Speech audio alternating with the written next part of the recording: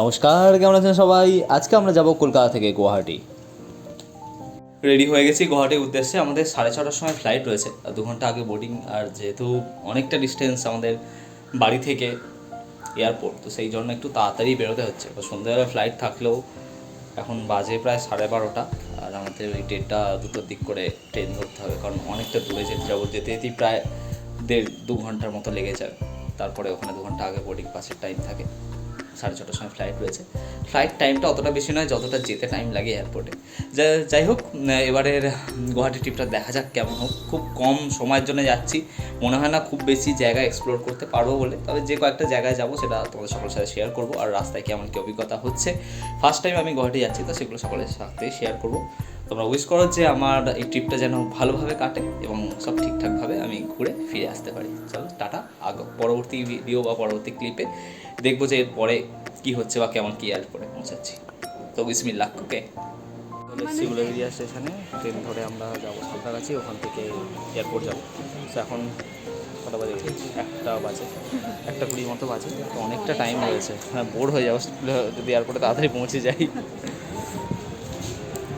ট্রেনটাকে নিয়েই বড় বেশি ভয় ছিল, কারণ সাউথ ইস্টার্ন ট্রেন প্রচণ্ড লেট করে। প্রথমে আমরা ট্রেনে করে যাব সাঁতরাগাছি স্টেশন এবং তারপর ক্যাব বুক করে এয়ারপোর্ট যাব। ক্যাবটা বুক করার 2-1 মিনিটের মধ্যেই ক্যাব চলে আসে, কারণ ক্যাব স্টেশনের কাছাকাছিই ছিল, তাই খুব বেশি ওয়েট করতে হয়নি। আর প্রচণ্ড গরম ছিল। যাই হোক, আমরা ক্যাবে করে এখন যাচ্ছি এয়ারপোর্টের উদ্দেশ্যে। আর এয়ারপোর্টে যাওয়ার সময় একটা সমস্যা হলো, সেটা হলো আমাদের যে ড্রাইভার, সেও ফার্স্ট টাইম এয়ারপোর্টে ঢুকছে। সো সে কোন গেট দিয়ে ঢুকতে হবে না ঢুকতে হবে সেটা ঠিকঠাক করে অতটা জানতো না। আর এখানে সিস্টেম আছে যে যদি পার্কিংয়ে রাখা হয় সেক্ষেত্রে 100 টাকা করে পার্কিং ফিস লাগে। তো সেটা না দেওয়ার জন্য কোথায় পার্কিং করলে লাগবে না, সেই জন্য একটু আমাদের ঘুরতে হয়। যেহেতু টাইম বেশি ছিল সেজন্য খুব একটা বেশি তাড়া ছিল না। যাই হোক, এয়ারপোর্ট থেকে এসে এয়ারপোর্টে ঢুকে আমরা বোর্ডিং পাসটা নিয়ে নিলাম তাড়াতাড়ি। আর অনেক তাড়াতাড়ি চলে এসেছি, আমরা প্রায় 3টের মধ্যে চলে আসি এয়ারপোর্টে। আগে এয়ারপোর্টে চলে এসেছি, তাই অনেকখানি সময় কাটাতে হচ্ছে এখানে। এখনও ফ্লাইটের টাইম হতে প্রায় 1.5 ঘন্টা বাকি আছে। বোর তো লাগছে একটু। টার্মিনালের দিকে যাচ্ছি।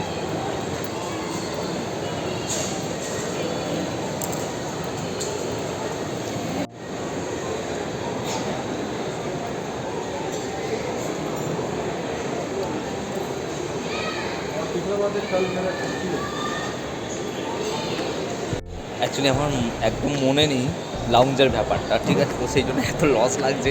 আমার কাছে সব রকমই কার্ড আছে প্রায়, কিন্তু সব কার্ড ক্যারি করাটা রিস্কি হয়ে যায় কোথাও ট্রাভেল করলে। তাই সব কার্ড ক্যারি করি না, যে 2-1টা কার্ড ইউজ করি সেটাই ক্যারি করি। সো একদমই মাথায় নেই যে এয়ারপোর্টে লাউঞ্জের ব্যাপারটা, একদমই মাথায় নেই। অ্যাকচুয়ালি অনেকদিন পর ট্রাভেল করছি বাই এয়ার। সো এখানে এসে দেখছি যে 2-3টে কার্ড আছে, কোনোটাতেই লাউঞ্জ অ্যাক্সেস নেই। আর যে কার্ডগুলোতে লাউঞ্জ অ্যাক্সেস আছে সেগুলো সব বাড়িতে রয়ে গেছে। সব খিদে তো পাচ্ছে, আর লসও লাগছে। লাউঞ্জে লোকটা ছাড়া খুব মুশকিল, কারণ এয়ারপোর্টে যে লাউঞ্জে খাওয়ার একটা আলাদা মজা আছে। কিছু করার নেই, লাউঞ্জের পাশ থেকে ঘুরে যেতে হচ্ছে। তাই তোমরা কিন্তু ট্রাভেল করলে বাই এয়ার অবশ্যই সেই কার্ডগুলো ক্যারি করবে যেগুলোতে লাউঞ্জ অ্যাক্সেস আছে। প্রায় 3 ঘন্টা এয়ারপোর্টে ঘোরাঘুরির পর অবশেষে আমাদের ফ্লাইটের টাইম হলো। ফ্লাইটের টাইম ছিল 6:30। তো বোর্ডিং অনেক আগেই হয়ে গেছে, কারণ আমরা অনেক আগেই চলে এসেছিলাম। তারপর 6:30 পর্যন্ত আমাদের ওয়েট করতে হলো, 3-3.5 ঘন্টা ওয়েট করতে হলো। তারপর আমাদের ফ্লাইটের টাইম হলো। সব যেহেতু অ্যাক্সেস করা ছিল, লাগেজ ফাগেজ দেওয়া ছিল, তো সেই জন্য খুব একটা বেশি টাইম এখন আর লাগেনি। তো আমরা বোর্ডিং পাস দেখিয়ে উঠে গেলাম ফ্লাইটে। ফ্লাইট যখন ছাড়লো সিটিটা আলাদাই লাগে, আর একটু মন খারাপও হয় যখন শহর ছেড়ে কোথাও যাই। ঘুরতে যেতেও ভালো লাগে, আবার যাওয়ার সময়টা খারাপও লাগে। যাই হোক, এটা ছিল অ্যালায়েন্সের ফ্লাইট, এবং ফ্লাইটটা কিন্তু ইন্টেরিয়ারটা অতটা বড় নয়।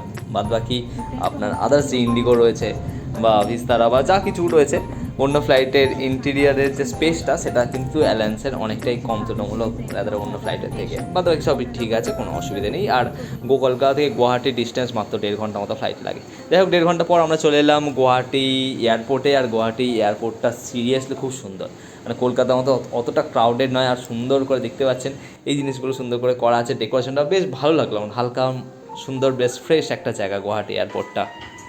আর গুয়াহাটি এয়ারপোর্টে সত্যি খুব সুন্দর ডেকোরেশন, বেশ ভালো লাগছে। এটার ভিতরটা একদম অন্যরকম, মানে কলকাতা এয়ারপোর্ট আর গুয়াহাটি এয়ারপোর্টের ভাইবসটা পুরোপুরি আলাদা।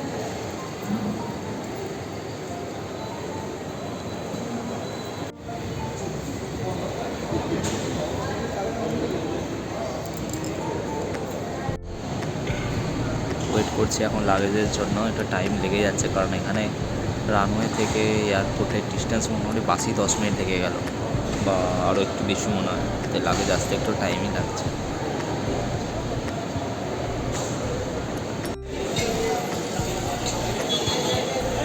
এয়ারপোর্ট থেকে লাগেজ নিয়ে বেরিয়ে পড়েছি। এখানে দাদা চলে এসেছে, এখান থেকে গাড়ি করে যাবো হোটেলে। এখন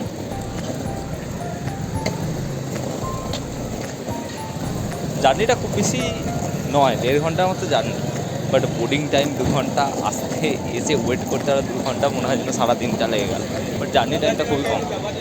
গুয়াহাটি এয়ারপোর্টটা খুব বড় না হলেও কিন্তু ভিতরে এনভায়রনমেন্টটা বেশ ভালো, আমার তো ডেকোরেশনটা খুব সুন্দর লাগলো। তবে রানওয়ে থেকে এয়ারপোর্টটা ডিস্টেন্সটা একটু অনেকটা। যাই হোক, বাস সার্ভিস আছে, অসুবিধা হবে না। 5-10 মিনিট একটু টাইম লাগে বেশি।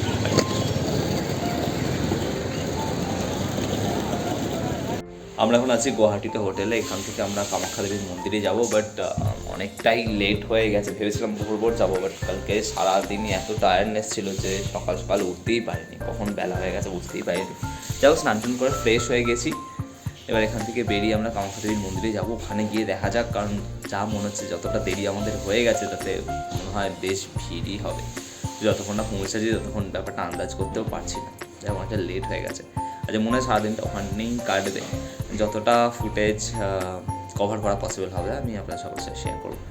সো দেখা যাক কেমন কাটে আজকের দিনটা।